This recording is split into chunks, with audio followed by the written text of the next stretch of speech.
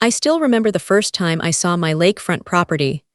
The sun was dipping low over the horizon, painting the sky in shades of orange and pink, and the lake shimmered like a mirror. The water was so clear I could see the fish swimming lazily near the shore. I thought about all the weekends I'd spent here, fishing, reading on the dock, maybe even a bonfire with friends. It was everything I had imagined when I saved for years. Every penny carefully set aside for this perfect little escape from the chaos of city life. I was still soaking in the view when I heard the crunch of tires on the gravel driveway. I turned and saw her, Karen, the self-appointed queen of our HOA, striding up with that trademark smile that never reached her eyes. You know the type, the kind of person who smiles at you while plotting your doom. She waved at me as if we were old friends, but something about the way she carried herself made me uneasy. "Hi there," she said, her tone sugary sweet. "I just wanted to let you know, my son will be using part of your lakefront." I blinked. Excuse me, did I hear that right? My brain froze for a second, my mouth opening and closing like a fish out of water. I think you're mistaken," I said cautiously. "This is my property. I have the deeds right here." I reached into my pocket. But she waved me off like I was an irritating fly. "Oh honey, it's all taken care of. The HOA has approved it. Your little lakefront slice is officially my son's now." I laughed nervously, hoping it was some kind of joke. Surely this couldn't be real. But the dead seriousness in her eyes told me otherwise. Karen wasn't a person who made jokes. She was a person who rewrote reality to suit her needs. I walked over to the edge of the water, trying to process it. My lake, my peaceful little sanctuary. Now, according to Karen, it belonged to her kid. I imagined him running around on the dock, splashing in my water, laughing while I fumed silently. My heart sank, but beneath the sinking feeling, a spark of anger lit up. No way was I letting this happen. The rest of that afternoon passed in a haze. Karen wandered around, inspecting the shoreline, pointing out imaginary boundaries and muttering about future improvements. I tried to stay calm, but inside I was boiling. I paced back and forth on the dock, muttering to myself, shaking my head. There had to be a way to fix this without creating a full-blown neighborhood war, or maybe, I thought with a wry smile, a little war was exactly what it would take. That night, I sat on the porch with a cold drink in hand, staring at the lake as the moon reflected off the water. I thought about every HOA meeting I'd attended before, the endless rules, the petty squabbles, and now this.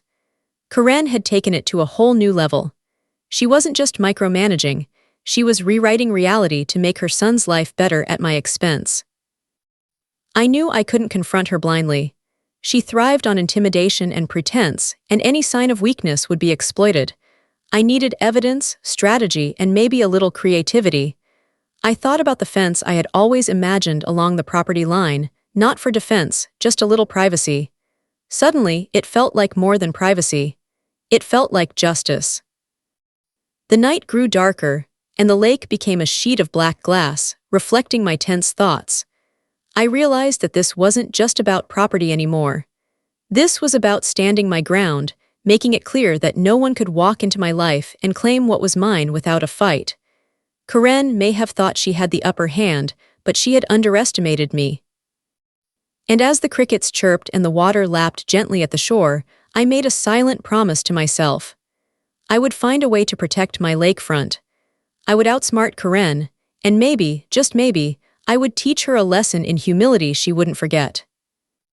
Little did I know, the days ahead would test my patience, creativity, and sanity. Karen wasn't going to back down, and neither was I. This lake was mine, and I was ready to fight for it, one boundary dispute at a time. The next HOA meeting felt like walking into a war zone, except everyone was armed with clipboards instead of guns. I told myself I would stay calm, reason logically, and avoid turning this into a circus. I had my deeds, my surveys, and every possible document showing that the lakefront was 100% mine. I was ready. Karen, of course, was ready too. She sat at the front table like a queen on her throne, her son by her side, nodding enthusiastically as if he were absorbing every ounce of her authority. When I approached her, documents in hand, I felt the tension in the room shift. Neighbors leaned forward slightly, sensing something was about to go down. "Karen," I started, trying to keep my voice steady. I wanted to talk about the lakefront boundary. According to my records, the property line clearly ends here, and— "Excuse me," she interrupted with that infuriatingly calm tone, "but the HOA has reviewed this, and my son's rights are fully protected. Your documents are irrelevant in this case." I froze. Irrelevant. My deeds were irrelevant. I had to remind myself to breathe. Slowly, deeply. The room was quiet except for the hum of the air conditioner and Karen's smug little smile. "I don't think that's correct," I said, trying not to sound angry, though my blood was boiling. "These surveys were conducted by licensed professionals, and they show—" "Professionals," she scoffed, leaning back in her chair. "The HOA makes the rules here. The HOA decides what is legal. End of discussion." At this point, I realized polite reasoning wasn't going to work. Not with Karen. She thrived on authority, on controlling every little detail, and on making everyone else feel small. I could see the gleam in her eyes. She wasn't just trying to win an argument. She wanted to humiliate me in front of the entire community. The neighbors shifted uncomfortably. Some looked embarrassed, others were secretly grinning. I could almost hear their thoughts. "Go on, tell her she's wrong." I tried again, calmly laying out my evidence. Survey lines, aerial photos, old maps, everything that proved beyond a shadow of a doubt that the lakefront was mine. But Karen waved her hand dismissively, like a magician erasing a card from the deck. "This meeting is over," she declared, her voice dripping with authority. "Your concerns will be noted, but they won't change anything. My son will enjoy the lake, and that's final." I wanted to argue, to shout, to demand justice, but I realized something important in that moment. This wasn't about logic anymore. This was about power, ego, and control. Karen wasn't going to listen to reason, no matter how politely it was presented. So I left the meeting quietly, though my mind was racing. I walked past the cluster of curious neighbors who nodded at me with knowing smiles. I could feel their eyes on me as I approached my car. Some of them whispered, "Good luck," or "She's insane." I chuckled quietly. They had no idea. By the time I got home, I had already started planning my next move. If Karen wanted to play dirty, I was ready to play smarter. I couldn't fight her with words, but I could fight her with strategy. I thought about subtle ways to assert my property rights, ways to remind her that no one could claim my lake without consequences. That night, I sat on the dock, staring at the water as the moonlight danced across the surface. I realized I needed patience, cunning, and a little bit of creativity. Karen had underestimated me, and that would be her mistake. I started imagining what I could do, small things at first, to test her reactions. Maybe a few "keep out" signs along the property line, just enough to let her know I wasn't backing down. Maybe I could landscape strategically to block. Maybe I could document everything, in case this escalated into something bigger. The possibilities swirled in my mind like the reflections on the lake. I could almost hear Karen's smug laughter, and it only made my resolve stronger. This lake wasn't just a piece of property, it was my sanctuary, my hard-earned dream, and I wasn't going to let anyone take it away. By the time the crickets started chirping and the lake grew quiet, I had made a silent promise to myself.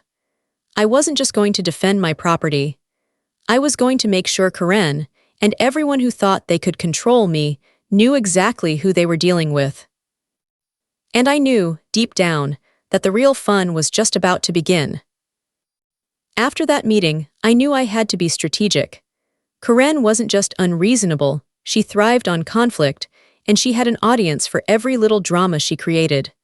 Politeness hadn't worked, and I wasn't about to hand her my lake on a silver platter.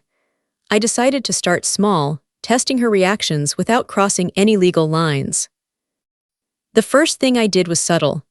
I placed a few signs along the disputed area, nothing aggressive, just simple reminders of my property line. Private property and lake access by permission only. I didn't think much of it, but within hours, Karen was on the phone, furious. Her voice carried all the way across the water when I returned her call. "You can't do this," she shouted, practically vibrating with rage. "Those signs are misleading. You're harassing my son." I smiled quietly to myself, sipping my coffee on the porch. Harassing, all I had done was post signs, but I could see the gears turning in her head. She loved confrontation, and here I was, giving her a tiny puzzle to chew on. The next day, I added a few garden decorations along the edge of the lake, a small fountain, some shrubs, carefully placed to block the view from her son's dock. I didn't overdo it, just enough to make him squint when he tried to look at my side of the lake. I could almost hear Karen's frustrated squeals from the neighborhood gossip grapevine. Of course, she didn't wait to confront me in person.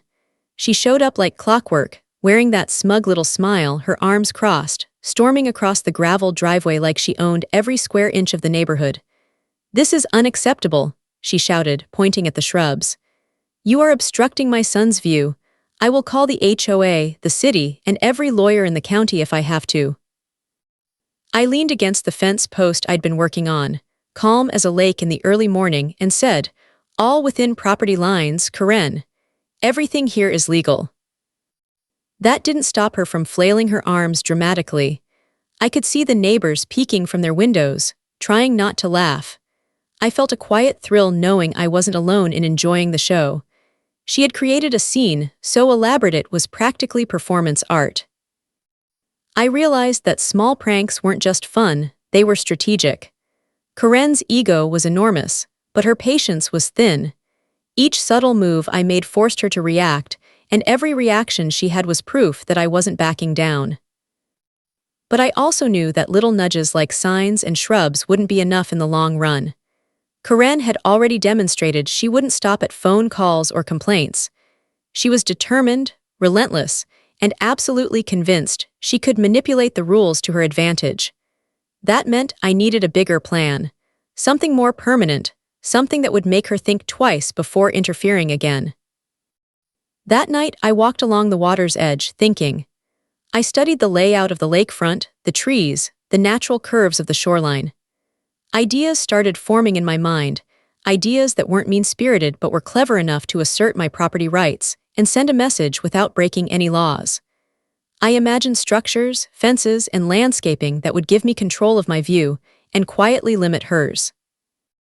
The lake was peaceful under the moonlight, reflecting everything around it like a perfect mirror. I let myself smile for the first time since Karen had tried to claim my property. For once, I wasn't just angry, I was excited. Excited because I had a plan brewing, a plan that would remind her that I wasn't someone to mess with. As I packed up my tools and headed back to the cabin, I felt a mix of anticipation and satisfaction. Karen might have thought she had the upper hand, but the lakefront was mine, and I was about to prove it. Little signs, subtle shrubs, and quiet determination had given me the upper hand, and the next step would be even bolder. I went to bed that night staring at the ceiling, thinking about what I would do next. I didn't know exactly how it would turn out, but I knew one thing. Karen had just waded into a game she couldn't win, and I had all the pieces in place to make sure she realized it, slowly, painfully, and probably with a lot of frustration. And that's when I started sketching the first ideas of the fence, the one that would change everything. I woke up the next morning with a clear thought in my head. Subtlety was no longer enough. Karen had made it obvious she had no intention of backing down, and the little signs and shrubs were just tickling the surface of the problem. I needed something bigger, something bold, something permanent. As I sipped my coffee on the porch, staring at the water, it hit me, a fence. Not just any fence, but a tall, elegant fence that would run along the disputed boundary, completely blocking the view from Karen's son's dock. It had to be stylish, sturdy, and legal, because breaking the rules wasn't part of my plan. I wanted this to be a statement, a reminder that my property was mine, and anyone who tried to claim it would see just how seriously I took that. I grabbed a notebook and started sketching. I drew tall posts, polished wood, lattice at the top for a little design, and enough space to keep it beautiful while still protecting my privacy. I even added little touches in my mind, like a subtle curve following the natural slope of the land, so it wouldn't look like a wall but more like a thoughtful boundary. Planning the fence became an obsession. I walked the property, measuring distances, checking angles, imagining exactly how Karen's reaction would play out when she saw it rising along the shoreline. I could already hear her shrieking, panicking, calling her lawyers, waving her arms like she was conducting an orchestra of outrage. The thought made me grin. But I had to be careful. If I made any mistakes, if I overstepped or built in the wrong spot, she would use it against me. Every nail, every post, every inch had to be meticulously calculated. I double-checked the property line, rechecked the survey, and even took photos from different angles to make sure I had everything documented. Karen loved to twist words and rules, so I couldn't give her a single opportunity to claim I was in the wrong. Over the next few days, I gathered materials: tall wooden posts, treated lumber, concrete for the bases, and screws that could withstand both time and a furious HOA president. I envisioned every step of the construction process and made a schedule. Karen wouldn't see this coming until it was too late. Then came the thrill of starting. The first post went into the ground, perfectly aligned, solid, immovable. I could feel the tension building as I worked, imagining Karen driving by and noticing the first post. Her shock, her outrage, it was going to be priceless. I started envisioning the story I would tell the neighbors when they inevitably noticed. I would stay calm, polite, but unshakable. All within my property lines, I'd say, with just a hint of humor in my voice. Karen would be the one fuming while I stood there smiling, and everyone else would know who was right. Even the thought of her packing up and down her lawn, plotting her next move while I quietly continued building, made me feel a sense of satisfaction I hadn't felt in a long time. For the first time since she had tried to claim my lake, I felt like I was in control. By the end of the week, I had the first section of the fence up. It was solid, tall enough to block the view from the dock, and elegant enough that it didn't feel like an eyesore. I stepped back and admired my work, imagining Karen arriving home to see it. I could almost hear the gasp, the screech, the rapid dialing of attorneys' numbers. But I knew the real work had just begun. Karen wasn't going to accept this quietly. She was relentless, creative, and obsessed with control. This fence would be her nightmare, and I was just getting started. The next days would test my patience, my nerves, and my creativity. Every post I installed was more than wood and screws. It was a statement, a declaration that my property was mine, and no HOA president was going to take it away. That night, I sat on the porch again, looking at the lake, the moonlight casting silver across the water, and I felt something I hadn't felt in months: confidence. Karen had underestimated me. The little signs and shrubs had been practice. The fence was the real message. And the best part, she had no idea just how far I was willing to take it. Little did I know, the fence was only the beginning. Karen was about to escalate, and I would have to respond. The battle for my lakefront had officially entered its next, much more dramatic phase. The next morning, I woke up early, full of energy and determination. The fence was no longer just a plan, it was happening. I grabbed my tools, a thermos of coffee, and a stack of lumber, ready to start the day's work. I felt a thrill knowing that each post I hammered into the ground was a small victory. The first section went in smoothly. I double-checked the alignment, leveled everything perfectly, and stepped back to admire my work. The fence looked solid, professional, and most importantly, it blocked the view from Karen's son's dock. I could almost see her jaw dropping from a mile away. As if on cue, Karen drove up the gravel driveway. I could hear the tires crunching, and my stomach flipped. She stepped out, hands on her hips, the air around her practically vibrating with outrage. "This is unacceptable," she screamed. "You have no right to build that here. I'm calling the HOA, I'm calling a lawyer, I'm calling." I held up a hand, smiling politely. "Everything is within my property lines, Karen. All legal." Her face turned red, and I swear steam might have been coming out of her ears. She started packing back and forth, gesturing wildly, while I calmly continued securing the posts. Every time she shouted, I heard a quiet snicker from one of the neighbors peeking over their fence. I could tell they were enjoying the spectacle as much as I was. Karen wasn't subtle. She tried intimidation tactics first, waving her arms like she was commanding an army. When that didn't work, she switched to threats. "I will have this fence torn down, you'll regret this." I kept calm, drilling screws and setting posts. Her threats bounced off me like the waves against the dock. The more she raged, the more determined I became. Each hammer strike felt like a small declaration: this lake is mine. By mid-morning, I had the first half of the fence standing tall. It looked impressive. Solid wood, elegant latticework at the top, the posts perfectly aligned along the property line.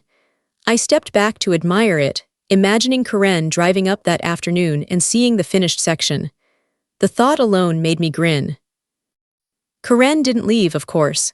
She hovered at the edge of my property like a storm cloud, muttering, packing, and occasionally taking photos of the posts. I didn't care. I focused on my work, letting her frustration grow louder with every nail I hammered. Neighbors started trickling out of their houses, drawn to the commotion. Some waved at me, others whispered to each other, and I caught a few trying not to laugh as Karen flailed. It was almost comical watching her stomp around, shaking her fists, while I calmly worked. By noon, she escalated further. She pulled out her phone, calling the HOA attorney and waving the phone around as if sheer volume would make them intervene immediately. "They're building illegally. This is harassment," she yelled. I smiled and replied, "I've documented everything. Every post, every measurement, every inch is within my property. You might want to check your documents before wasting more time." That seemed to confuse her, but only briefly. She returned to packing and muttering under her breath, making wild gestures at the fence, as if sheer willpower could stop it from going up. By the end of the day, the first section was complete. Solid, tall, unmovable. I looked at it and felt a rush of satisfaction. Not only had I defended my property, but I had done it in a way that reminded Karen and the neighborhood that I wasn't someone to be trifled with. That night, I sat on the dock, looking at the moonlight reflecting off the water. The fence cast a shadow across the property line, and for the first time since Karen tried to steal my lake, I felt a sense of control. I knew she would be back, planning her next move, probably even more dramatic than before. But I didn't care. Each post, each screw, each careful measure of wood was proof that I wasn't backing down. Karen had underestimated me, and now, with the first section of the fence complete, I was ready for whatever chaos she tried next. The lake was quiet, the stars twinkled above, and I allowed myself a small smile. The real battle was just beginning, and Karen's reaction the next morning was going to be unforgettable. Karen did not take the first section of the fence quietly. Not at all. The next morning, she arrived with a fury that could have powered a small town. I was already outside, measuring the next posts, when I saw her storming down her driveway, clipboard in hand, a tape measure dangling from her other hand like a weapon. "You can't do this, this is illegal," she shouted before I could even say hello. "I've contacted a surveyor, you're trespassing, this fence is going to come down." I paused, holding a post in my hands, and looked at her calmly. "Everything is on my property, Karen. The surveyor you called, I've seen the documents. My fence is perfectly legal." She narrowed her eyes, scanning the line of posts I'd already set up. Her son appeared behind her, holding a hose, apparently ready to water imaginary flowers that didn't exist. I shook my head, trying not to laugh. These people were dramatic beyond belief. Karen wasn't done. She tried to sneak closer to the fence, measuring the posts herself, muttering under her breath, like if she just squinted hard enough, she could magically push the fence onto her side of the property. That's when it happened. She got tangled in a roll of construction tape I had left near the posts. One misstep, and down she went, flailing like a puppet with its strings cut. I bit my lip to keep from laughing out loud. I rushed over, not because I was worried, she was fine, but because I didn't want the neighbors to think I was laughing at a grown woman falling into her own tantrum. "You okay, Karen?" I asked, trying to sound concerned while secretly enjoying the chaos. She jumped up, glaring at me like I'd orchestrated the fall personally. "This is harassment. You're trying to intimidate us. I will not stand for this." I smiled politely. "I'm not intimidating anyone. I'm just building a fence. You should see how much fun this would have been if I didn't measure every inch perfectly." The fence wasn't just a structure anymore, it had become a battlefield. Every post I installed seemed to draw more attention, more complaints, more drama. Yet the more she raged, the calmer I felt. Karen's obsession with control was exhausting, and I had all the patience in the world. Over the next few days, Karen escalated further. She called the HOA, trying to force a meeting about the fence. She waved letters and documents under my nose, each filled with legal jargon meant to intimidate. I read them carefully, documented every interaction, and replied politely but firmly, citing my own evidence and property rights. Neighbors began to watch the fence wars with growing curiosity. Some would peek over their fences, others whispered updates to each other. I felt a small sense of pride. I wasn't just defending my property, I had turned this into a spectacle that made everyone question Karen's over-the-top antics. I even started to notice her desperation. She would stand by the fence, muttering to herself, trying to figure out a loophole that didn't exist. Each day, she looked more exhausted, more frustrated. Meanwhile, my fence grew taller, more solid, and undeniably within my rights. By the end of the week, the fence was nearly complete. Its polished wood gleamed in the sun, elegant lattice at the top catching the light, every post perfectly aligned. I stepped back, proud of the work, imagining the look on Karen's face the next morning when she realized the view from her son's dock was permanently obstructed. That night, I sat on the dock with a glass of wine, staring at the lake. The water was calm, but my mind was buzzing with anticipation. Karen's next move was inevitable, and I couldn't wait to see what she would try. She was persistent, relentless, and completely convinced she could manipulate the rules to her advantage. But I had a feeling she was about to realize that I wasn't just persistent, I was prepared.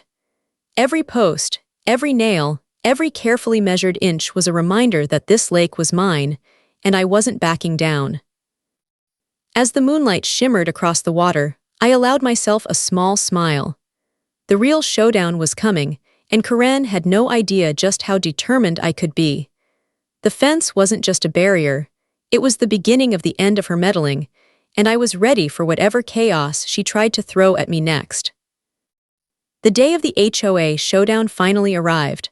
I could feel my stomach buzzing with anticipation as I drove to the meeting, my hands gripping the steering wheel a little than usual. Karen, of course, was already there, sitting at the head of the table with her son beside her, a stack of papers that probably reached the ceiling. She looked smug, as if victory was already hers. I smiled quietly to myself. Little did she know, this wasn't going to be that simple. As I walked in, I noticed the curious looks from other residents. Word had spread about the fence. Some whispered, some tried to hide their amusement, but I could feel the tension crackling in the room. I carried my own stack of documents. The deed, surveys, photographs of the fence construction, even timestamps showing when each post was installed. I had come prepared for every argument, every trick, every dramatic flourish Karen might throw at me. The meeting began, and Karen wasted no time. She launched into a detailed rant, waving her papers like she was conducting an orchestra of outrage. "This fence is illegal. You're harassing my son. The HOA must intervene immediately. This is unacceptable." I took a deep breath, remaining calm. "Karen, I've documented everything. Every post, every measurement, every inch of the fence is on my property. The surveyor's reports confirm it. This fence is legal, and I am within my rights." Her face flushed red, and I could see the panic starting to creep in. The smugness was fatting. She tried to interrupt, tried to twist rules and bylaws in her favor, but I had anticipated every move. I presented photos, documents, and even video clips of the fence being built, showing that no part of it encroached on anyone else's property. The room was silent except for Karen's sputtering. Her son tried to speak, but even he realized quickly that the argument wasn't going in their favor. The neighbors exchanged glances, and I could feel a quiet sense of satisfaction building in the room. People were finally seeing what I had known all along. This fence wasn't just a physical barrier, it was proof that I wasn't someone to mess with. Karen grew more desperate. She raised her voice, tried to make a scene, but the evidence was overwhelming. Every claim she made collapsed under the weight of facts, documents, and legal proof. I watched her shoulders slump slightly as the reality set in. She had lost. I remained calm, polite, and professional, letting the evidence speak for itself. I explained my side, walked everyone through the property line, the timeline of the construction, and even the rationale behind the design. I didn't gloat, I didn't taunt, I just presented the truth. And the truth was undeniable. By the end of the meeting, the HOA board had no choice but to acknowledge that the fence was entirely within my rights. Karen had no more arguments left. Her voice had lost its force, her energy drained from trying to manipulate the situation. The room had shifted, the power dynamic had changed. I felt a rush of relief, pride, and quiet triumph. As I packed my documents, Karen tried one last weak attempt at intimidation. "You'll regret this," she muttered under her breath. I just smiled politely, already knowing the reality. The fence stood, the lake was mine, and her son's view was blocked permanently. Walking back to my car, I felt a sense of closure that was satisfying on every level. This wasn't just about property lines. It was about standing my ground, about showing that sometimes patience, preparation, and a little creativity can outmatch ego and intimidation. That night, I returned to the dock, looking at the water shimmering under the moonlight. The fence stood tall along the shoreline, a silent sentinel that represented more than wood and nails. It was a symbol of determination, strategy, and the fact that no one could bully me out of what was mine.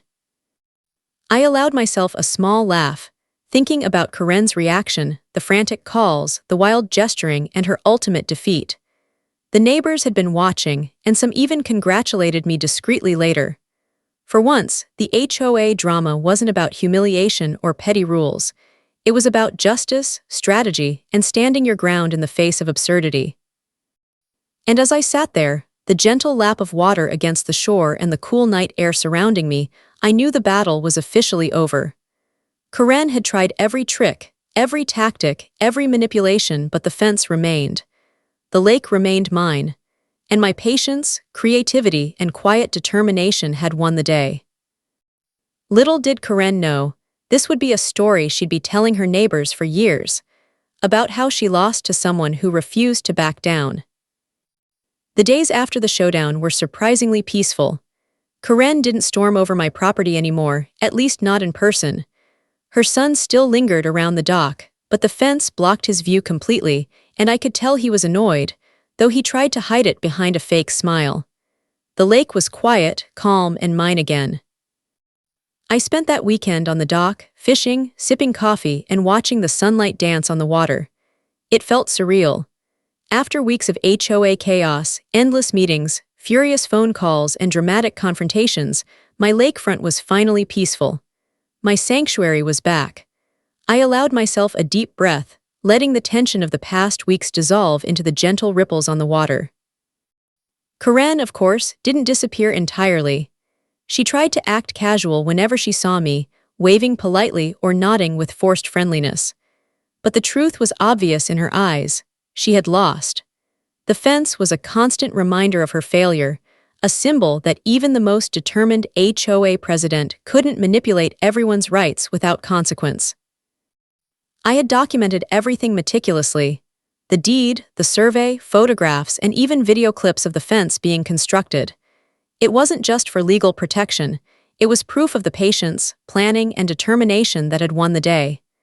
Every screw, every post, every carefully measured inch told a story. My lakefront, my rules, my victory.